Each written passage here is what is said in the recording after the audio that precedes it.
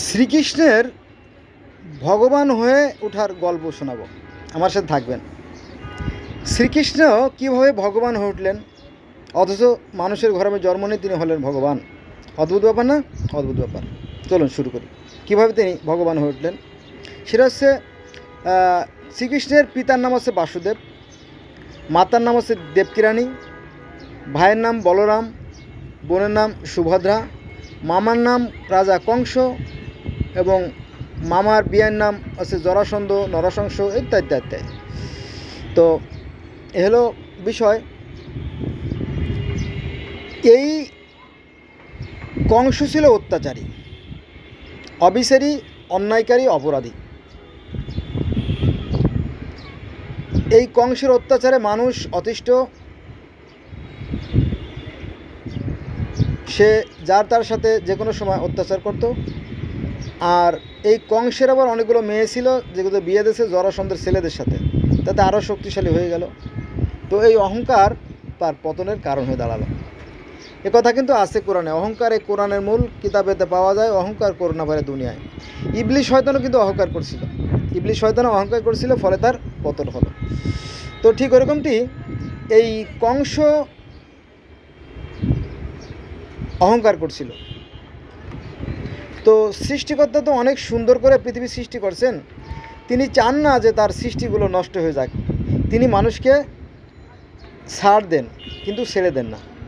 আবার এই একই কথা অন্যজন অন্যভাবে বলছে যে বড় দয়াময় প্রভু, জালিম পাপীকে অতি সত্তর শাস্তি দেয় না কবু, তাই অনুতাপ আর সংসদের দুরন্ত অবকাশ, তারপরে দুর্বিনীত যেন আসে অভিশাপ। তো সৃষ্টিকর্তা যেহেতু অনেক সুন্দর করে সৃষ্টি করছে, তার সুন্দরগুলো নষ্ট হয়ে যাক এরম তিনি আশা করেন না, তাই তিনি একটু সুযোগ দেন। তো একবার কংস রথে চড়ে যাচ্ছিল, যানবাহন করে যাচ্ছিল, হঠাৎ করে আকাশ থেকে দৈববাণী আসলো। যেমন দৈববাণী আসতো আমাদের নবী মুহাম্মদ সাল্লাল্লাহু আলাইহি ওয়াসাল্লামের কাছে, তো সেরমটি একটা বাণী আসলো, হে কংস, তোমাকে বলিবে যে গোকুলে বাড়ি শেষে তোমাকে আমি অনেকবার সংশোধন করার জন্য বলছি, কিন্তু তুমি সংশোধন হও নাই, তুমি চেষ্টা করো নাই। হ্যাঁ, এজন্য তোমার ধ্বংস অত্যাসন্ন, আমি তোমাকে ধ্বংস করব। দেখেন তো তখন তো কংস রেগে মেগে আগুন, কি এত বড় কথা, আমি সব শিশুদের বিনাশ করে দেবো। ওই যে যত সব শিশু ছিল সবাইকে হত্যা করা শুরু করলো। যে কাহিনী কোরআনে আছে, তাওরাতে আছে, জবুরে আছে, বাইবেলও আছে। সরি, বাইবেলে তো নাই, আপনার ভগবদ্গীতায় যে কাহিনী।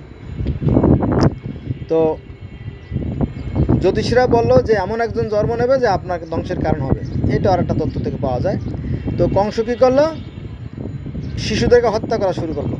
মুসা আলাইহিস জামানায় যেমন ফেরাউন হত্যা করা শুরু করলো, ওই কাহিনী তো শুরু করলো। কিন্তু সৃষ্টিকর্তার বিধান লঙ্ঘন করার সাধ্য কার আছে? তিনি যা করবেন সেটা অবধারিত, নির্ধারিত, নিশ্চিন্ত, সুনিশ্চিত, সে ব্যাপারে কোনো বিন্দুমাত্র সন্দেহ নাই। তো এই শ্রীকৃষ্ণের মাতা দেবকীরানীকে কংসের জেলের মধ্যে আটকে রাখা হলো, যাতে কোনো পুত্র সন্তান জন্ম হলে তাকে হত্যা করা হয় যায় বা এরকম। তো সত্যি সত্যি দেবকীরানীর একটা পুত্র সন্তান হলো, তো শ্রীকৃষ্ণের জন্ম হলো। তখন যায় কোথায়?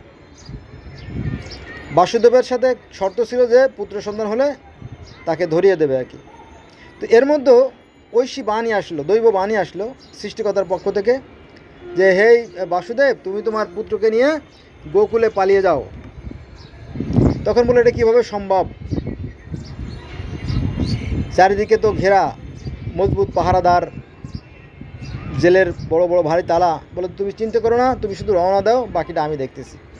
তো বাসুদেব যখন রওনা দিলেন তখন জেলের তালাগুলো খুলে গেল এবং প্রহরীরা অচেতন, নিদ্রায় অচেতন। সবই উপরওয়ালার ইচ্ছা। এখানে শিক্ষণীয় আছে অনেক কিছু জ্ঞানীদের জন্য। বোঝা গেছে বিষয়টা? এইভাবে অনেক কথা, একটা গল্প বলতে গেলে কয়েক ঘন্টা দরকার, আমি সেখানে যাব না। তো সৃষ্টিকর্তা যিনি, তিনি শ্রীকৃষ্ণের সাথেও কথা বলছে, অর্জুনের সাথেও কথা বলছে, বাসুদেবের সাথে কথা বলছে, শ্রীকৃষ্ণের মাতা দেবকীর সাথে কথা বলছে, তারপরে নারদ মুনি মন্দাকিনী নদীটা বসে ধ্যান সাধনা করতেছিলেন, সেই নারদ মুনির সাথে ঈশ্বর কথা বলছেন, রামের পিতা দশরথের সাথে কথা বলছেন, অর্জুনের সাথে কথা বলছেন, এভাবে বহুত লোকের সাথে কথা বলছেন। কিন্তু আমাদের দেখা যাচ্ছে যে আমারই কথা বলি, আমাদের মুসলমান ভাইরা এই সমস্ত কথা বলে না বা জানার চেষ্টা করে না, শুধু ওই যে বদনাম বদনাম বদনাম বলে যে ওরা মূর্তি পূজা করে মূর্তি পূজা করে মূর্তি পূজা করে। বাবা হ্যাঁ, মূর্তি পূজা করে তো, কিন্তু সবাই তো আর করে না, তাই না? যারা করে তাদেরকে আমরা দোষ দিতে পারি, কিন্তু সবাই তো আর করে না। যেমন হিন্দুদের মধ্যে ব্রাহ্ম সমাজ আছে যারা বেদের মূল অনুসারী, তারা তো আর মূর্তি পূজা করে না, তাই না? তারা সেই নিরাকার ঈশ্বরে বিশ্বাস করে, তাই না? এই কথাগুলো বলে না।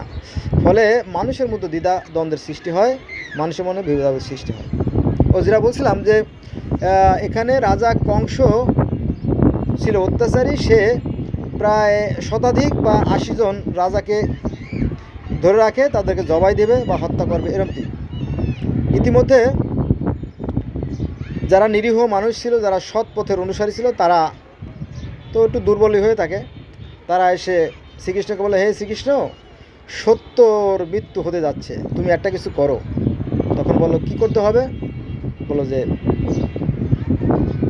এই অসহায় মানুষগুলোকে, নিরপরাধ মানুষগুলোকে জালেমরা ধরে নিয়ে গেছে, অর্থাৎ কংস ধরে নিয়ে গেছে তার নরসংসের জেলখানায়, তুমি তাদেরকে রক্ষা করো।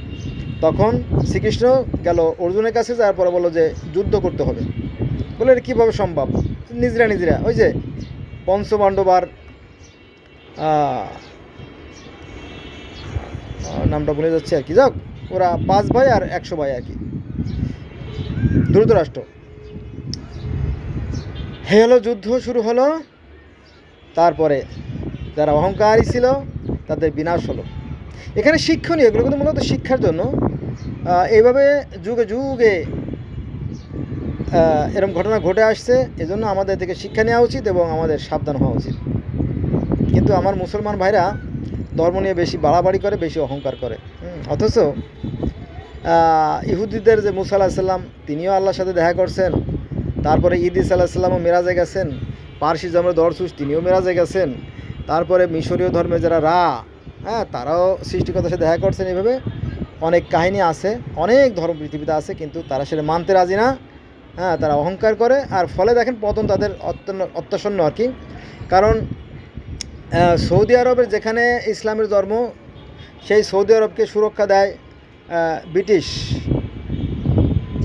ইরাকের সুরক্ষা দিচ্ছে আমেরিকা, চীনের ইরানের সুরক্ষা দিচ্ছে রাশিয়া, চীন মিলে, পাকিস্তানের সুরক্ষা দেয় চীন। এভাবে মুসলমানরা কিন্তু ধ্বংস হয়ে গেছে অলরেডি।